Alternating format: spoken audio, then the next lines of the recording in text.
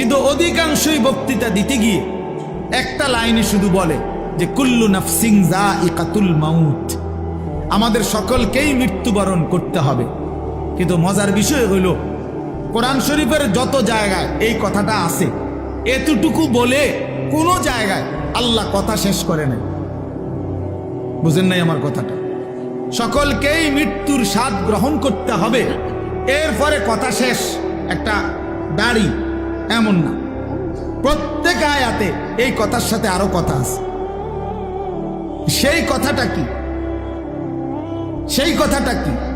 আল্লাহ তাআলা কোরআনুল কারীমে স্পষ্ট বলছেন, কুল্লু নাফসিন যায়িকাতুল মাউত, প্রতিটি প্রাণ, প্রতিটি আত্মাকেই মৃত্যুর স্বাদ গ্রহণ করতে হবে।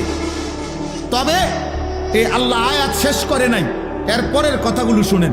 আল্লাহ বলেন, ওয়া ইন্নামা তুওয়াফাউনা উজুরাকুম ইয়াউমাল কিয়ামা, এবং অবশ্যই তোমাদেরকে তোমাদের সারা জিন্দেগীর কৃতকর্মের ফলাফল আখিরাতে কিয়ামতের দিন দেয়া হবে। এরপরে আল্লাহ বলেন, ফামান যুহজিহা আনিন নার ওয়া উদখিলাল জান্নাতা ফাকাদ ফাজা। বাপ মনোযোগ দিয়া শুনেন, অল্পই শুনেন, দিল দিয়া শুনেন, একজনই শুনেন, আমার কোনো অসুবিধা নেই। আমি তো আর প্রার্থী না, কাজের সমস্যা নাই, আমার কোনো এত সমর্থনের কি আছে যে আমি সবাই আমার ভোটার হাইতে এমন কিচ্ছু না। তা কাজে একজনই শোনেন।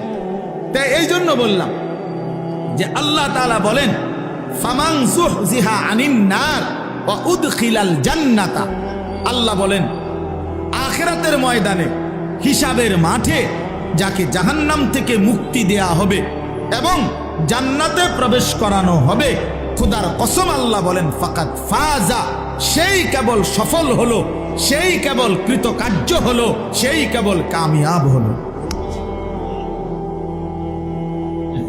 এরপরও শেষ হয়েছে না কথা, আরটু রয়েছে। এরপরে আল্লাহ বলেন, অতএব তোমরা যদি জানতে চাও বান্দা, তাহলে দুনিয়ার সফলতা ব্যর্থতা এটা আল্লাহ বলেন, ওয়ামাল হায়াতুদ দুনিয়া ইল্লা মাতাউল গুরুর। এই বান্দা মনে রেখো, দুনিয়ার জীবন শুধুই ধোঁকা, ধোঁকা, ধোঁকা, ধোঁকা, ধোঁকা, এটা ধোঁকা। দুনিয়া ধোঁকা। আল্লাহ বানানেওয়ালা যিনি, তিনি বলছেন এটা ধোঁকা।